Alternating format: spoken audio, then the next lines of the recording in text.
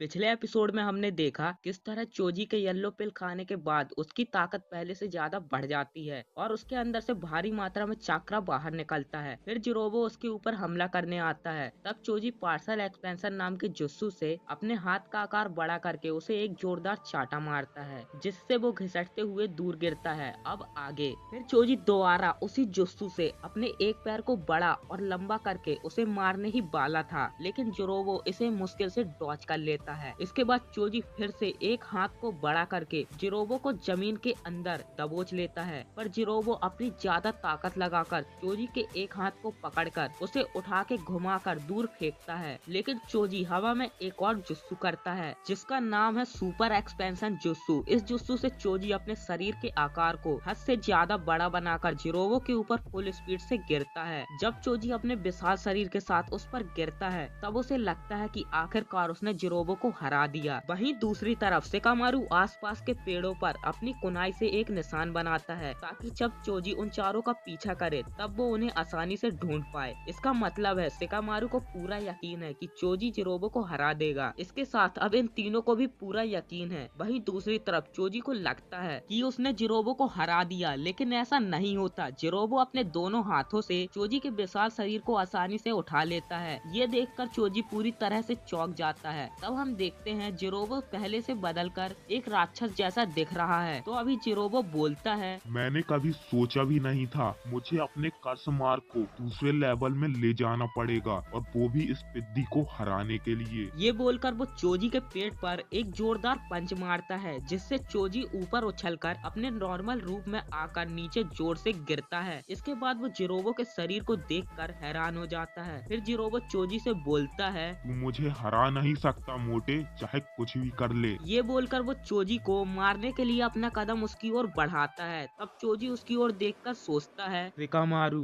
मुझे माफ करना, शायद मैं इसे ना हरा पाऊं। अब मेरी बात ध्यान से सुन मोटे, एक टीम में सबसे पहले वही मरता है जो सबसे ज्यादा कमजोर होता है। तुम्हें उनके साथ यहाँ नहीं आना चाहिए था। ये अच्छा होता अगर तुम उस घटिया विलेज में रहकर अपने से कम उम्र के बच्चों के साथ लुका छुपी खेलते। ये बोलकर वो उसे एक लात मारता है और चोजी के सेकंड पिल खाने की वजह से अंदर से पूरी तरह टूट चुका है और उसका चक्रा कम होने के कारण थकान से वो जोर जोर से सांस ले रहा है। तभी ऐसी हालत में चोजी कुछ पुराने दिनों को याद करता है जब वो एक 7 साल का एक प्यारा बच्चा हुआ करता था। तब उस समय वो एक दिन अपने कुछ दोस्तों के साथ एक गेम खेलने जाता है। इस गेम में बेसिकली होता ये है कि आपको छुपना भी पड़ेगा और दोस्तों से बचने के लिए भागना भी पड़ेगा। तो इसे खेलते समय चोजी बाकियों से स्लो भागने की वजह से वो जल्दी हार जाता है। पर दोबारा बच्चे ये टैग गेम खेलते समय चोजी के स्लो भागने के कारण वो सब उसे खेल में शामिल नहीं करते हैं, इसलिए उसे बहुत बुरा लगता है। पर उन सभी बच्चों में से एक बच्चा ऐसा भी था जो चोजी के स्लो भागने के बाद भी उसे इस खेल में शामिल करना चाहता था, और वो दूसरा बच्चा और कोई नहीं शिकामारु था। पर बाकी सारे बच्चों के मना करने की वजह से चोजी दुखी मन से वहाँ से चला जाता है। और तभी वो एक जगह पर एक तितली को मकड़ी के जाल पर फंसा देखता है। तब चोजी उस तितली को बहुत ही प्यार से मकड़ी के जाल से आजाद कर देता है। उसके बाद हम देखते हैं चोजी अपने पिता चोजा आकिमिची के साथ बैठा होता है। तब चोजी बहुत ही उदास मन से अपने पिता को बोलता है, उन सभी ने कहा सारे आकिमिची बहुत ही मोटे और स्लो होते हैं। क्या उन्होंने सच में ऐसा कहा? पर क्या तुम जानते हो चोजी, उन सभी में से कोई भी तुम्हारी तरह दयालु और नेक दिल नहीं है। तुम देखना, एक दिन तुम्हारे पास सच्चे दोस्तों का ग्रुप होगा और तुम्हें एक ऐसा दोस्त मिलेगा जो हमेशा तुम पर यकीन करेगा। अपने पिता की इन अच्छी अच्छी बातों को सुनकर चोजी को बहुत खुशी होती है। तभी उस वक्त शिकामारु भी यहाँ आता है। तब उसे यहाँ देखकर चोजी शिकामारु से बोलता है, तुम तो उन बच्चों के साथ खेल रहे थे ना? अरे उनकी बात मत करो, वो तो मेरा दिमाग खराब कर रहे थे, इसलिए मैं यहाँ आ गया। वैसे बुरा मत मानना,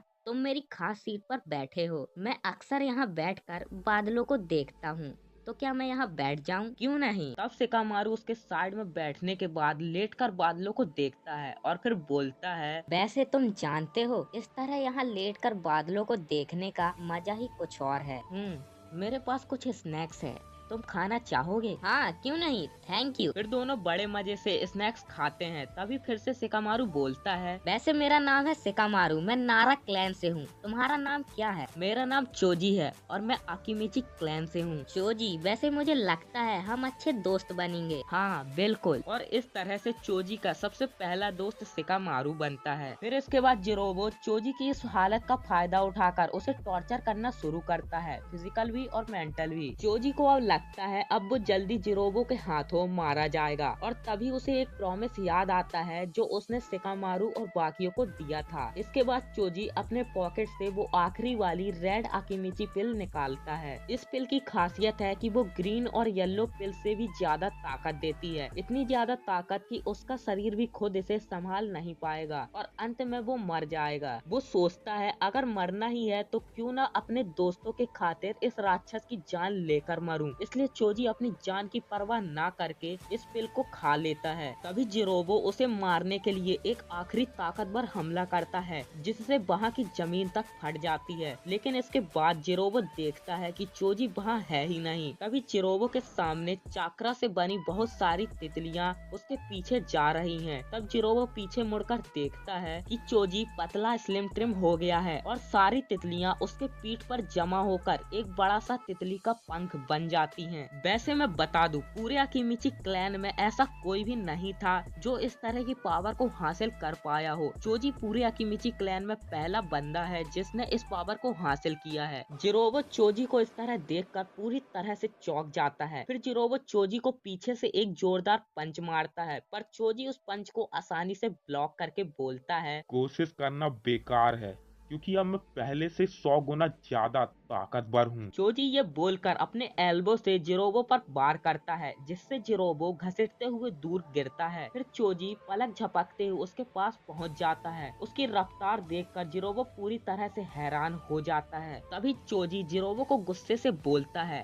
तुमने मुझे और मेरे खास दोस्तों को मिट्टी के अंदर बंद कर दिया। मैं तुम्हें इसके लिए माफ कर सकता हूँ। मेरे दोस्तों पर हमला किया और मुझे मारने से पहले तड़पाया, मैं इसके लिए भी तुम्हें माफ कर सकता हूँ। लेकिन तुमने मेरे सबसे अच्छे दोस्त की बेइज्जती की और इसके लिए मैं तुम्हें माफ नहीं कर सकता। रुको, रुक जाओ। चोजी के पीछे जो चाकरा का पंख था वो अब चोजी के मुट्ठी में जमा हो जाता है। ये देखकर जिरोबो बहुत ही ज्यादा डर जाता है और फिर चोजी अपनी पूरी ताकत से एक धमाकेदार पंच जिरोबो के सीने पर मारता है और उसके एक ही पंच से जिरोबो हार जाता है। फिर इसके बाद उसके रेड पिल खाने की वजह से ना सहन कर पाने जितना दर्द उसे महसूस होता है वो बहुत ही मुश्किल से धीरे धीरे चलते हुए आगे बढ़ता है। थोड़ा आगे जाने के बाद वो देखता है कि कुछ पेड़ों पर उसके दोस्तों ने निशान बनाया है ताकि उन्हें ढूंढने में चोजी को ज्यादा मुश्किल ना हो। ये निशान देखकर वो फूट फूट कर रोने लगता है और उन पुराने दिनों को याद करता है जब उसके साथ नारुतो, कीबा और शिकामारू बचपन में एक साथ खेलते थे। उन दिनों को याद करने की वजह से चोजी की आंखों से आंसू रुकते नहीं हैं। उसके बाद वो उसी पेड़ के नीचे बैठकर अपनी आखिरी सांसें लेने लगता है। तो दोस्तों इस वीडियो का एक्सप्लेनेशन यहीं पर खत्म होता है। अगर आपको वीडियो पसंद आई हो तो वीडियो पर लाइक एंड कमेंट जरूर से कर देना और दोस्तों अगर आप हमारे चैनल पर नए हो तो जरूर से सब्सक्राइब करके बेल आइकन को प्रेस कर देना। तो दोस्तों मिलते हैं हम नेक्स्ट वीडियो में, तब तक के लिए टाटा, गुड बाय।